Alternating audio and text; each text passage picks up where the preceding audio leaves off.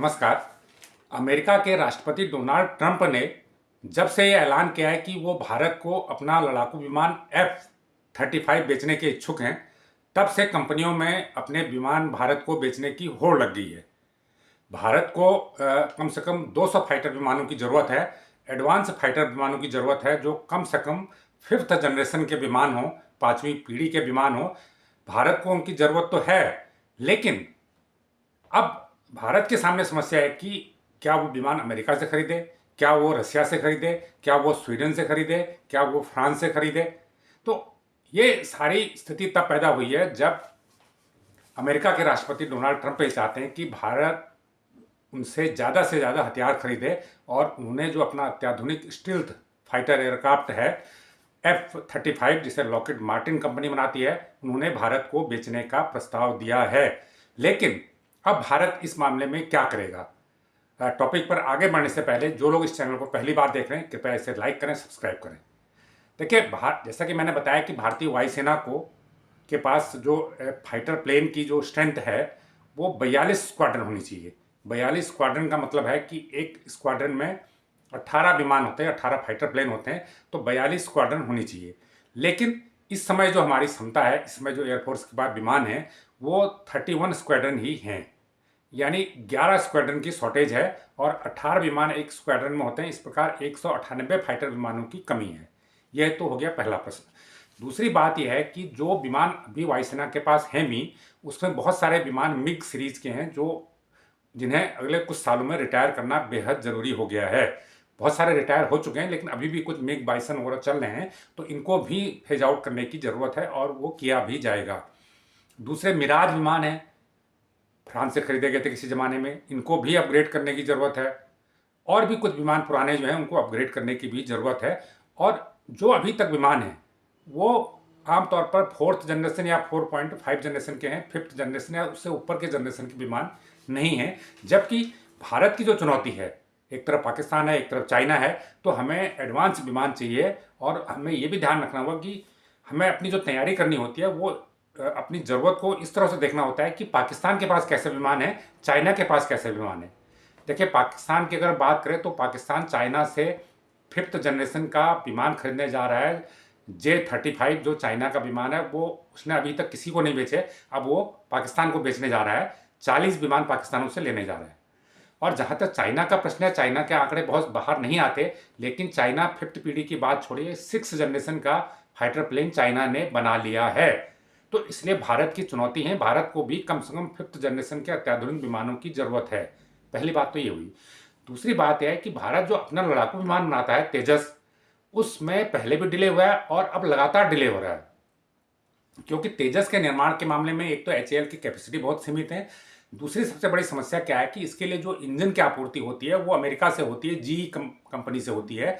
जो तेजस का मार्क 1 है, जो सिंगल इंजन वाला मार्क 1 जो भी बन रहा है, उसके लिए जो इंजनों की आपूर्ति है वो ही नहीं हो पा रही है। इसके चलते जो 83 विमान HAL ने वायुसेना को देने थे 2026, 27, 28 तक, वो तय समय पर उसकी आपूर्ति नहीं हो पाएगी, ये क्लियर हो चुका है। और पिछले एक साल में अमेरिका को 32 GE इंजन देने थे, लेकिन वो सिर्फ 2 इंजन दे पाया है। अब उसने कहा कि मार्च के बाद वो आपूर्ति को सुचारू करेगा। अब करेगा भी नहीं करेगा ये भी देखना होगा।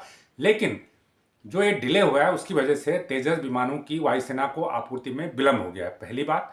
दूसरी बात, जो तेजस का मार्क 2 बनना है उसके लिए भी GE से इंजनों की ज़रूरत है। F414 इंजन, जिसको लेके जब 2023 में PM मोदी अमेरिका गए थे बात भी हुई थी, लेकिन भारत चाहता है कि GE उन इंजनों का निर्माण भारत में करे, लेकिन उस पर अभी बहुत ज़्यादा आगे बात नहीं हो पाई है। कुल मिला के बात यह है कि जो अपना घरेलू विमान उत्पादन का, लड़ाकू विमान उत्पादन का कार्यक्रम है वो डिले चल रहा है। और जो विमान हम बनाने की क्षमता है हमारी, तेजस जो 4th जनरेशन का विमान है, तो उसकी भी आपूर्ति वायुसेना को तय समय पर नहीं हो रही है। तो ऐसे में जो भारत को अभी मल्टी रोल फाइटर एयरक्राफ्ट की ज़रूरत है और 114 एयरक्राफ्ट की ज़रूरत अभी फ्लोट की गई है, अभी वायुसेना की तरफ से तत्काल इसकी ज़रूरत बताई गई है। हालांकि ये नंबर अभी बढ़ भी सकता है, लेकिन हमारे देश में जो डिफेंस की डीलें होती है बड़ी लंबी चलती है। 2018 में भी 114 विमानों के लिए प्रोसेस शुरू किया गया था, कंपनियों से प्रस्ताव मांगे थे।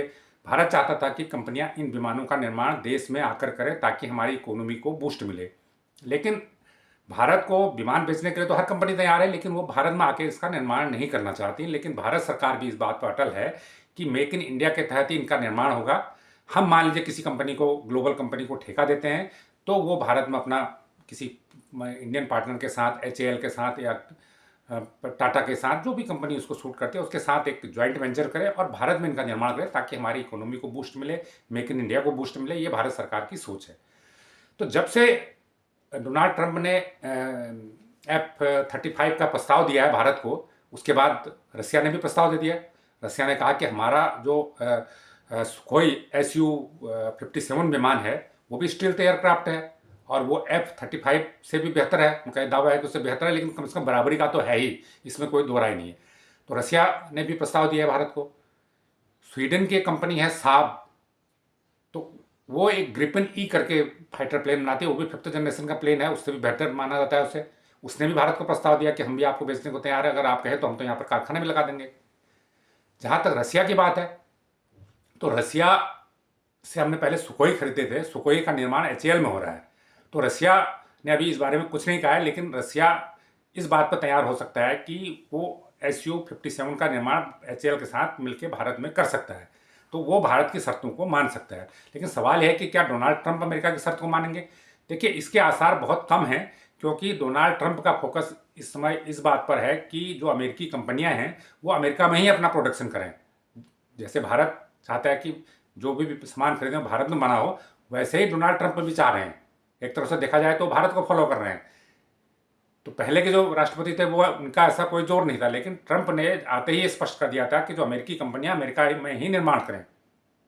और अभी जैसे खबर आई कि टेस्ला ने भारत में अपनी यूनिट लगाने की प्रक्रिया शुरू की थी, तो उसके तुरंत बाद ट्रंप का बयान आ गया कि वो इससे बहुत नाराज हैं। वो चाहते हैं कि टेस्ला अमेरिका में ही अपना कारखाना लगाए, उससे भारत को बेचना है तो बेचे, लेकिन अमेरिका में कारखाना लगाए। तो ये जो बात है, तो इसलिए लगता नहीं कि अमेरिका F-35 तो भारत को बेचेगा, लेकिन अगर भारत जैसे ही कहेगा कि ये आप हमारे यहाँ आके निर्माण कीजिए, तो मुझे नहीं लगता कि इसकी अनुमति अमेरिका देगा या इस पर अमेरिका राजी होगा। अब इसके अलावा और भी कंपनियां हैं, जैसे राफेल है। राफेल अभी वायुसेना के लिए हमने 36 राफेल लिए थे, उसके बाद 26 राफेल नौसेना के लिए लेने का करार हो चुका है, अभी उसकी आपूर्ति शुरू नहीं हुई है। तो राफेल भी एक अच्छा मल्टी रोल फाइटर एयरक्राफ्ट है, अच्छा एयरक्राफ्ट है, और अब भारतीय वायुसेना में 36 राफेल यूज भी हो रहे हैं, बहुत अच्छा रिजल्ट है। तो राफेल भी एक अच्छा दावेदार है, लेकिन राफेल भी क्या भारत में आके बनाएगा नहीं बनाएगा, इस पर साफ नहीं है। तो एक राफेल भी, लेकिन एक इस जो डील है 114 विमानों की जिस पे भारत खरीदना चाहता है, तो राफेल भी उसके लिए एक अच्छा दावेदार है। दसाल्ट कंपनी है जो इसे बनाती है। इसके अलावा एयरबस है। एयरबस एक यूरो फाइटर के नाम से फाइटर प्लेन बनाती है, जो एयरबस का कंसोर्टियम है, उसके जरिए ये विमान का निर्माण होता है। यूरो फाइटर वो भी एक अच्छा प्लेन है, तो वो भी दावेदार है भारत के उसमें। और इसके अलावा बोइंग कंपनी है, जिसके विमान सिविल एविएशन के विमान बनते हैं, उसने भी एक सुपर हार्नेट करके फाइटर प्लेन है, उसका कई देशों की सेनाएं, नौसेनाएं, वायुसेनाएं उसका इस्तेमाल करती हैं। वो भी भारत को अपना विमान बेचने का इच्छुक है। और रूस की एक और कंपनी है जो मिग सीरीज के विमान बनाती है। तो मिग और सुखोई, जो मिग सुखोई तो ऑलरेडी Su-57 का प्रस्ताव उन्होंने दिया है, लेकिन MiG-35 भी एक 5वीं पीढ़ी का विमान है, वो भी भारत की इस दौड़ में शामिल है। तो इस प्रकार कुल 8 कंपनियां, विदेश के 8 प्लेयर चाहते हैं कि भारत को वो अपना लड़ाकू विमान बेचें। लेकिन भारत इन 8 में से ही किसी एक का चुनाव करेगा। लेकिन भारत की जो पहली शर्त है कि मेक इन इंडिया के तहत, टेक्नोलॉजी ट्रांसफ़र के तहत, लाइसेंस व्यवस्था के तहत इन विमानों का निर्माण भारत में किया जाए। हमें पता है कि हमने एयरबस से अभी विमान खरीदे थे, 56 ट्रांसपोर्ट विमान खरीदे थे। तो एयरबस के साथ ये शर्त रखी गई थी कि आपको इन विमानों का निर्माण भारत में करना है। और एयरबस ने टाटा के साथ मिलकर, टाटा सन्स के साथ मिलकर इसका कारखाना गुजरात में स्थापित किया है, और इन विमानों का निर्माण वहाँ पर शुरू हो चुका है। प्रधानमंत्री नरेंद्र मोदी ने पिछले साल वहाँ पर कारखाने का शुभारंभ भी किया था। अब ये 56 विमान भारत में बनने जा रहे हैं। तो फाइटर प्लेन के मामले में भारत यही चाहता है, जो 114 फाइटर प्लेन खरीदने हैं, ये संख्या बढ़ भी जा सकती है, क्योंकि भारतीय वायुसेना की कम से कम जो ज़रूरत है 198 विमानों की भी तुरंत है, ताकि वो अपना जो 42 स्क्वाड्रन का अपना लक्ष्य है उसको पूरा कर सके। तो इसलिए ये संभावना व्यक्त की जा रही है कि अगले कुछ महीनों में इस पर फैसला भारत सरकार ले लेगी। भारत सरकार ने जो वायुसेना के पास विमानों की कमी है उससे निपटने का फार्मूला तलाशने के लिए कुछ हाई पावर कमेटी भी बनाई है। ये कमेटी डिफेंस सेक्रेटरी की अंडर में काम कर रही है और ये कमेटी अगले महीने, 1 महीने 1.5 महीने के भीतर अपनी रिपोर्ट सरकार को सबमिट करेगी। उसके बाद ये कमेटी बताएगी एग्जैक्ट कितने विमान वायुसेना के लिए इमीडिएट खरीदने की जरूरत है और वो कौन सा विमान है शायद ये भी तय कर दे, या उसके लिए एक कोई ग्लोबल टेंडर भारत सरकार निकालेगी ताकि कंपनियां उसमें अप्लाई करें और जो भारत सरकार की शर्तों को स्वीकार करते अप्लाई करें और इसका फिर बाद जो सबसे कम रेट होंगे और सबसे बेस्ट फीचर होंगे उसके हिसाब से किसी विमान का चयन किया जाएगा। तो ये जानकारी आपको कैसी लगी कृपया हमें कमेंट करके ज़रूर बताएं। जो लोग इस चैनल को पहली बार देख रहे हैं वो कृपया इसे लाइक करें और सब्सक्राइब भी करें। धन्यवाद।